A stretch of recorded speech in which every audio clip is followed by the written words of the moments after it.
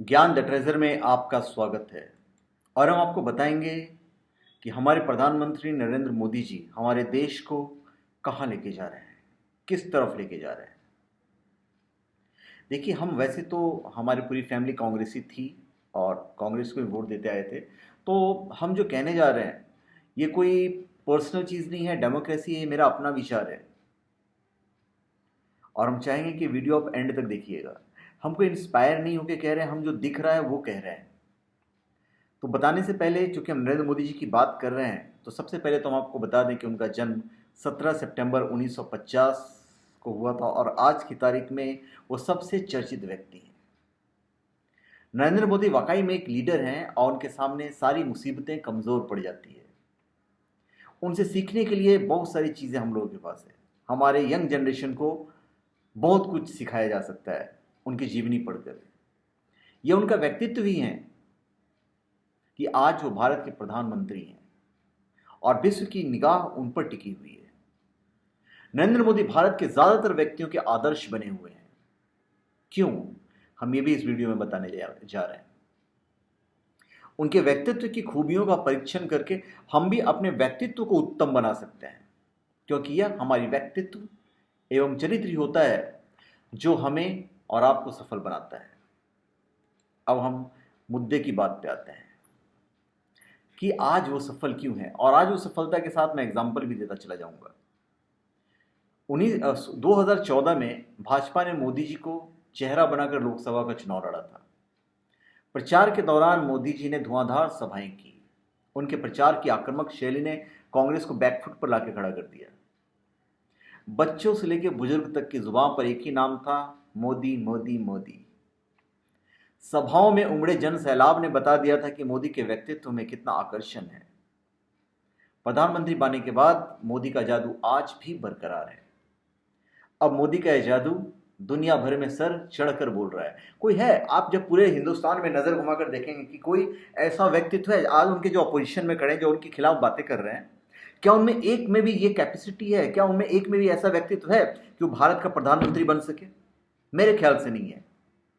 हमारे देश की पूर्वी तरफ से आवाज आती है कि आपने जो नोट का ये करवाया है, बंदी करवाया है, उससे गरीब लोग बड़े दुखी हैं।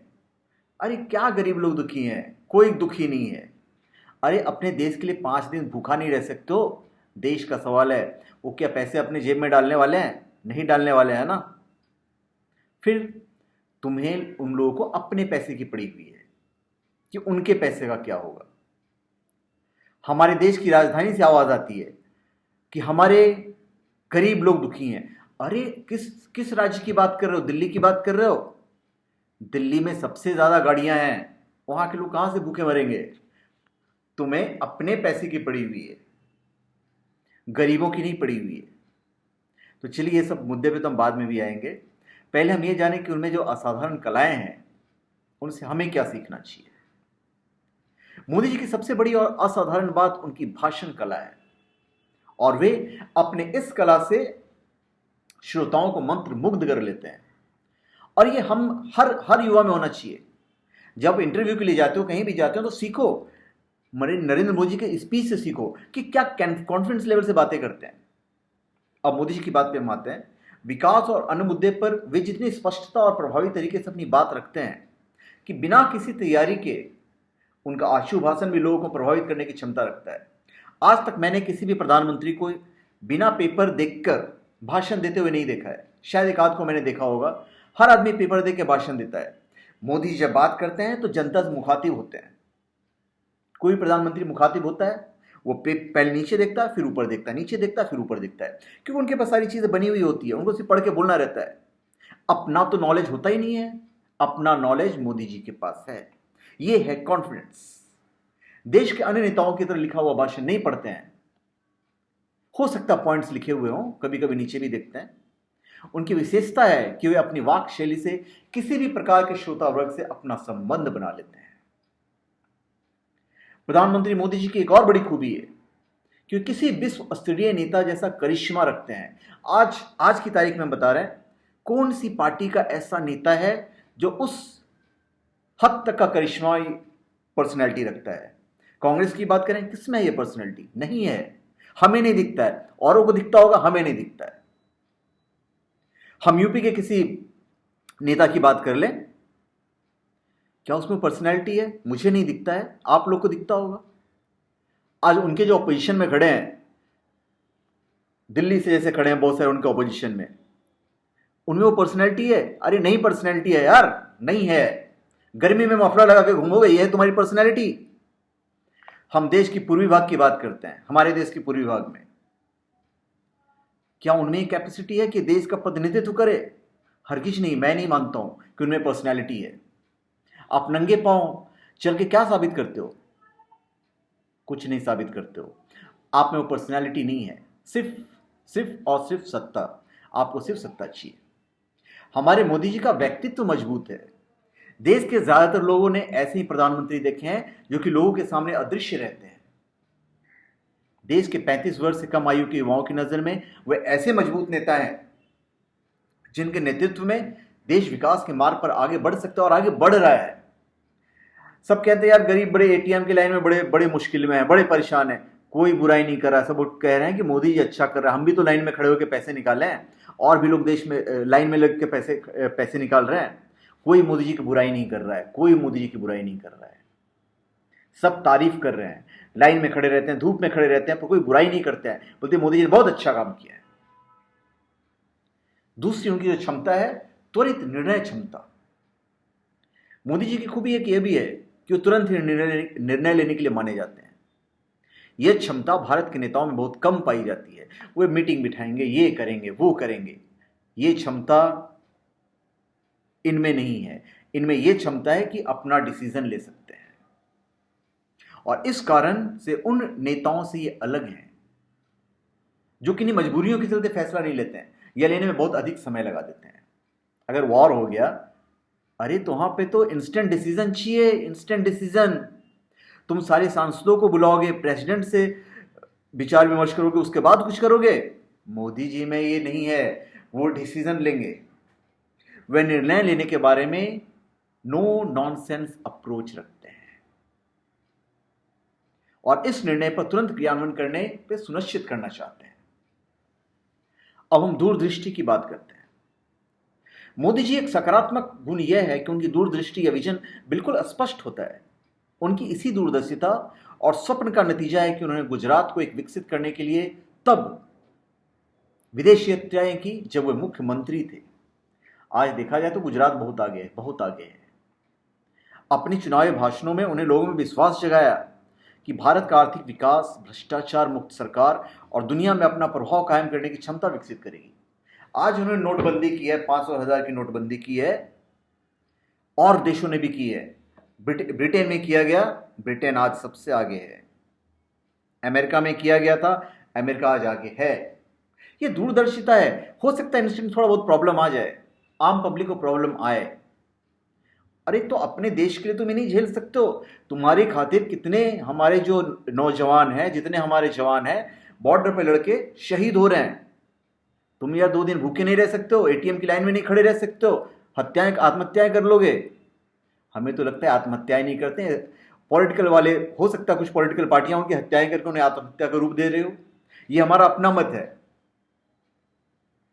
दूसरी उनकी जो खासियत है, मजबूत समर्थन का आधार।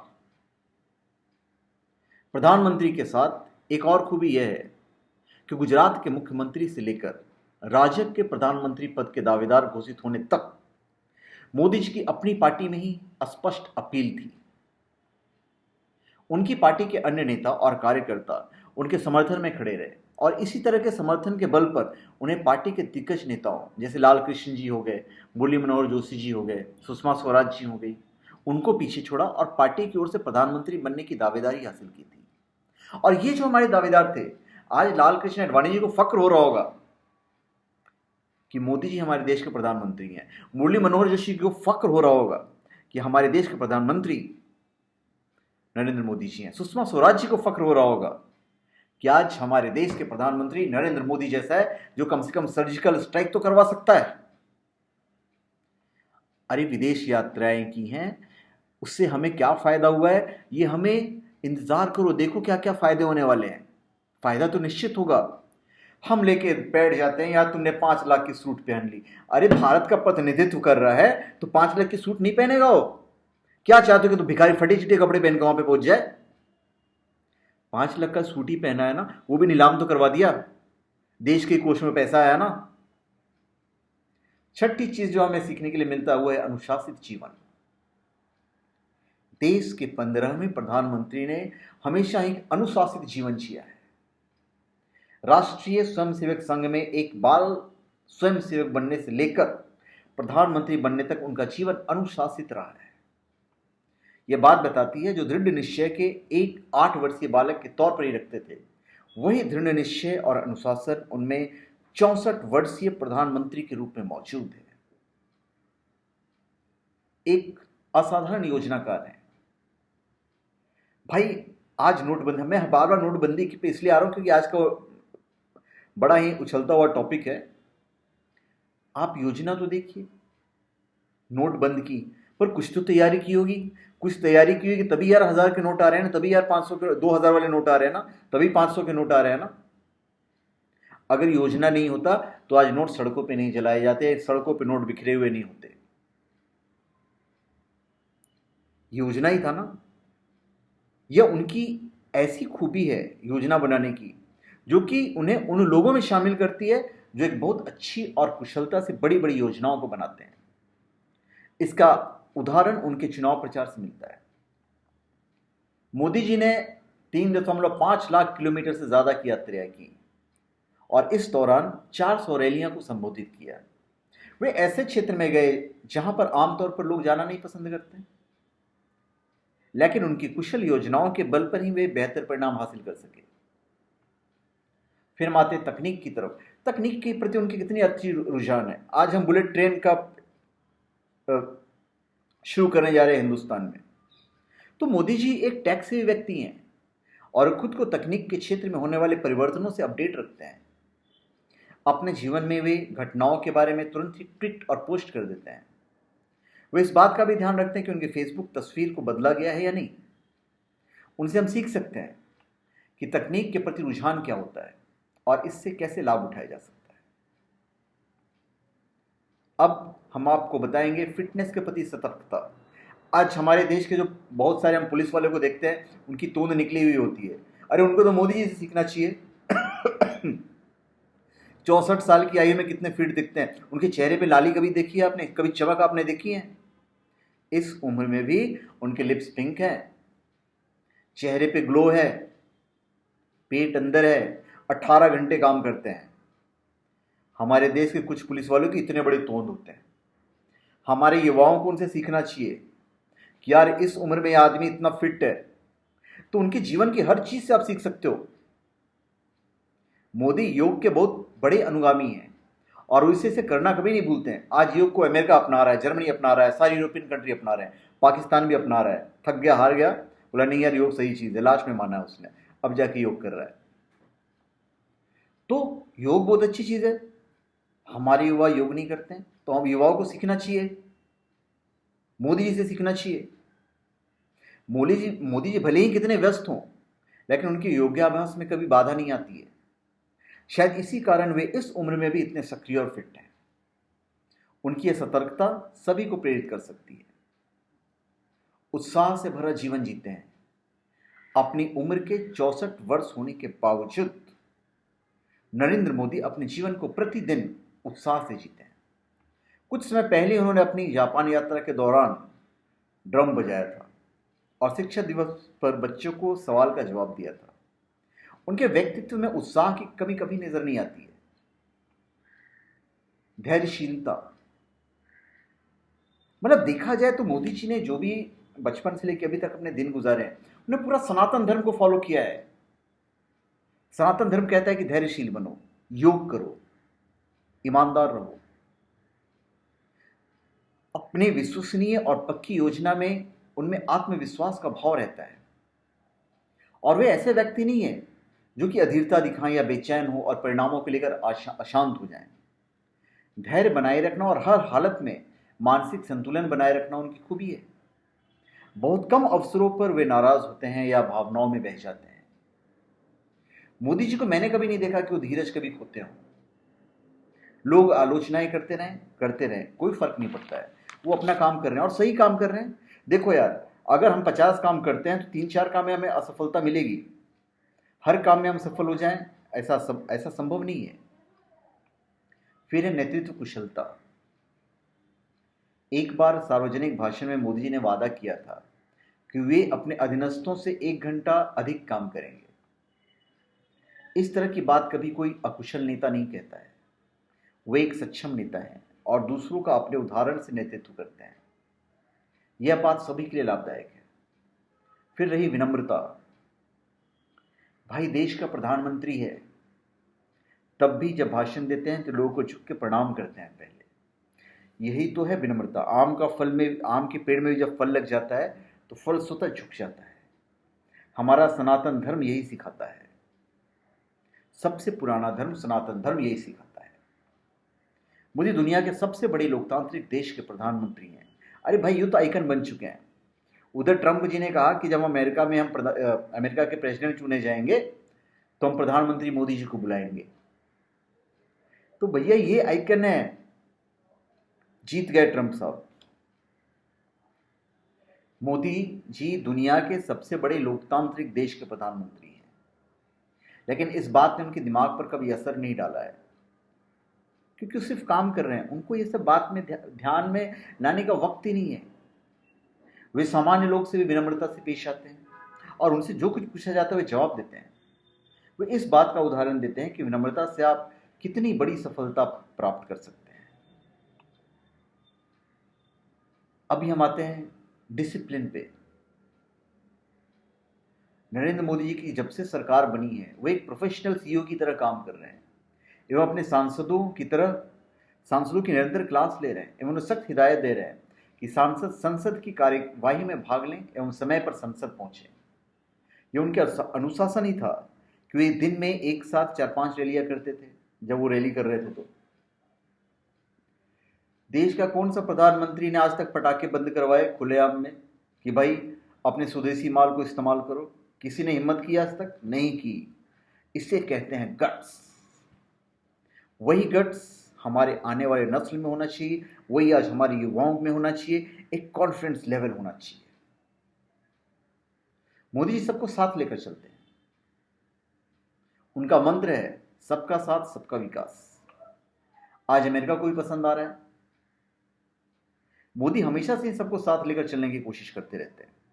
हमेशा यह देखा गया है कि जब भी नई सरकार बनती है तो मंत्री पद को लेकर हमेशा कोई ना कोई मतभेद देखने को मिलता है, लेकिन आज मोदी जी की सरकार में आपस में कोई मतभेद नहीं है। जबकि 2-3 वर्ष पूर्व बीजेपी में ही एक साथ कई मतभेद देखने को मिले थे। आज है कोई मतभेद? नहीं है। ये होता है लीडरशिप। मोदी जी की खास बात यह भी है कि मतभेदों को बाहर आने से पूर्व ही उन्हें सुलझा देते हैं, परिवर्तन को अपनाते हैं। अगर इस लोकसभा चुनाव में कांग्रेस और बीजेपी की तुलना करें तो उनमें सबसे बड़ा फर्क यह है कि कांग्रेस ने अपना वही पुराना तरीका अपनाया एवं जनता की भावनाओं को समझ नहीं सके, लेकिन मोदी ये समझ गए कि जनता विकास चाहती है, न कि धर्म की राजनीति। इसलिए नरेंद्र मोदी ने अपनी किसी भी रैली में धर्म संबंधी कोई बात नहीं की है। कोई नहीं चाहता यार धर्म के चक्कर में लड़ाई झगड़े। इससे पहले कि जो हमारी गवर्नमेंट आई है हमेशा धर्म को उन्होंने प्रमुखता दी है। पार्टिकुलर वोट को उन्होंने टारगेट किया है। भारत मोदी जी के लिस्ट में सबसे फर्स्ट नंबर पे आता है, इंडिया फर्स्ट। नरेंद्र मोदी जी ने अपनी पार्टी से ज़्यादा भारत की बात करते हैं, इंडिया फर्स्ट, जो उन्हें अन्य पार्टियों के नेताओं से टोटल अलग बनाता है।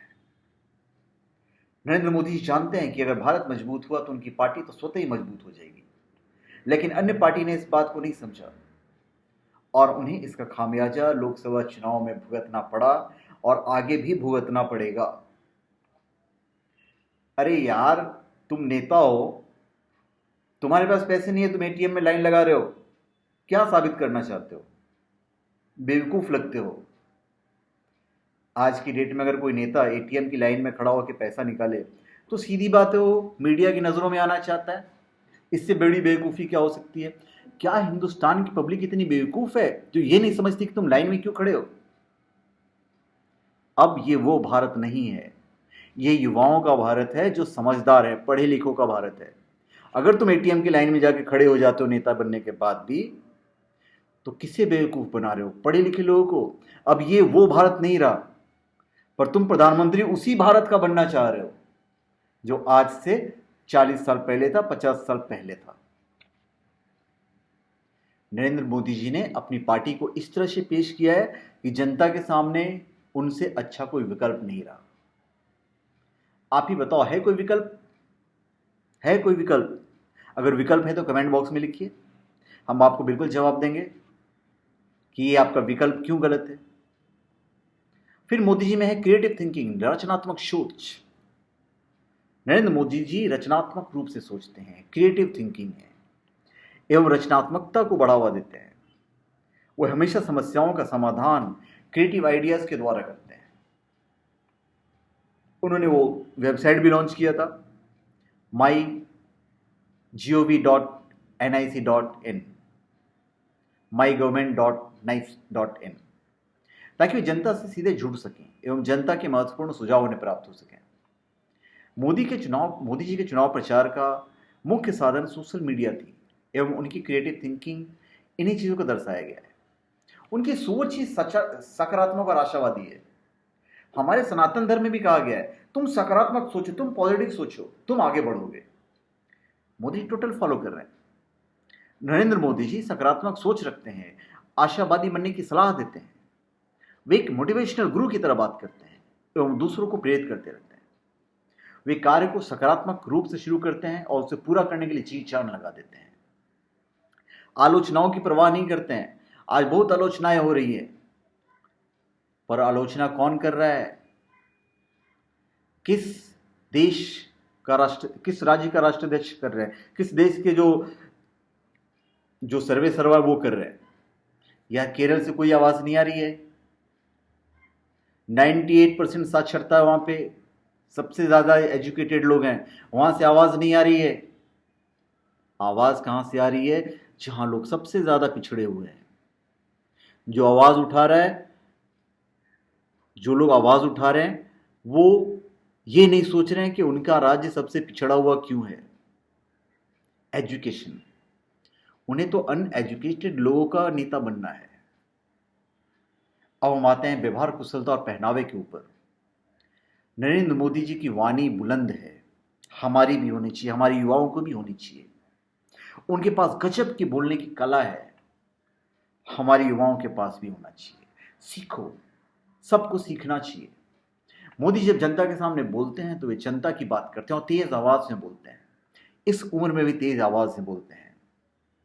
पर जब विदेशों के प्रमुख के साथ बातचीत करते हैं तो बड़े आराम एवं शांतिपूर्ण तरीके से बातचीत करते हैं। मोदी जहां भी जाते हैं वहां के हो जाते हैं। मोदी जहां भी जाते हैं वहां की बात करते हैं। अगर वे राजस्थान जाते हैं तो राजस्थान की विशेषताओं की बात करते हैं। अगर वो नेपाल जाते हैं तो नेपाल की खूबसूरती की बात करते हैं। इसलिए उस क्षेत्र के लोगों को मोदी जी अपने लगते हैं। मोदी जी अपने पहनावे पर विशेष ध्यान देते हैं और देना भी चाहिए यार। भारत के प्रधानमंत्री हैं। ये तो बेवकूफ लोग हैं जो कहते हैं यार 5 लाख का सूट पहन लिया। अरे वही मैं पहले भी कहा यार, भारत का प्रधानमंत्री है, 5 लाख या 10 लाख का सूट पहनने का उनको हक है। वो भारत का प्रतिनिधित्व कर रहे हैं। और भारत का प्रतिनिधित्व करने वाला आप क्या चाहते हो कि 500 रुपए के कपड़े में पहुंच जाए वहां पे? ये मेरा सवाल उन लोगों से है जिन्होंने आवाज उठाई थी कि 5 लाख का सूट कैसे पहन सकते हैं। क्यों, मैं ये पूछता हूं कि क्यों नहीं पहन सकते हैं? कोई इतराज? अगर आप किसी शादी में जाते हैं तो आप एक अच्छे कपड़े पहन के जाते हैं, सिर्फ शादी की बात है। यहां तो देश की बात है, जहां अरबों खरबों की बातें करने जा रहे हो, वहां पे तुम 500 रुपए या 1000-2000 रुपए के कपड़े पहन के जाओगे? नहीं जाओगे। और अगर जाओगे तो तुमसे बड़ा कोई मूर्ख नहीं है। तो आवाज उठाने वाले से मेरी ये क्वेश्चन है कि भाई उन्हें क्यों नहीं पहनना चाहिए? आपको पहनना चाहिए, आपको भी नहीं पहनना चाहिए फिर। तो हमारे हिसाब से हमारे देश को हमारे प्रधानमंत्री जी नरेंद्र मोदी जी बिल्कुल सही दिशा में लेके जा रहे हैं, बिल्कुल उन्नति की दिशा में लेके जा रहे हैं। आज वो टोक्यो में एग्रीमेंट साइन करके आए। चाइना को नहीं कहते हुए भी उन्हें सपोर्ट करना पड़ रहा है कि भाई अच्छा काम किए हैं जो न्यूक्लियर डील हुआ है। आज हमारे जो पड़ोसी देश हैं वो भी घबराए हुए हैं। आज दुनिया में इकलौता एक शख्स है जिसके हजारों करोड़ों दुश्मन हैं, इकलौता इंसान। हमारे जितने दुश्मन हैं उन सब के दुश्मन कौन है? मोदी जी। सबके दुश्मन मोदी जी हैं। क्यों? क्योंकि वो हमारे देश को आगे लेके जा रहे हैं। हमारा देश उनकी वजह से तरक्की कर रहा है। और हमारे जैसा इंसान जब उनको देखता है तो हम भी चाहते हैं भैया ऐसे नेता के लिए तो हम अपनी जान की बाजी लगा दें। आज सर्जिकल स्ट्राइक हुआ है, अच्छा हुआ है। आज हमारे जो पड़ोसी देश है उनको भी सोचना पड़ रहा है क्या किया जाए। उनके खिलाफ उनके लिए सबसे ये है कि यार मोदी जी बस प्राइम मिनिस्टर से हट जाएं तो बस हमारे सारे प्रॉब्लम सॉल्व हो जाएंगे। उन्हें भी डर है क्योंकि भैया ये तो वन डिसीजन मेकर है। हमने उनका थोड़ा बहुत, हमारे देश का थोड़ा बहुत नुकसान कर दिया तो कर दिया, तुम्हारा तो नामो निशानी मिट जाएगा। तो हमारा देश स्ट्रांग होता चला जा रहा है और हम युवाओं को मोदी जी को फॉलो करना चाहिए। रहा ये काले धन की बात, तो जो भी किया उन्होंने हमारे हिसाब से तो भाई सही किया है। हम भी गरीब ही हैं, हम कोई बहुत पैसे वाले नहीं हैं। तो धन्यवाद। आप हमारे चैनल पे सब्सक्राइब करें और अपनी कमेंट दीजिए। धन्यवाद। और अगर आपको हमारा वीडियो अच्छा लगा तो इसको शेयर कर दीजिएगा और लाइक कर दीजिएगा। धन्यवाद।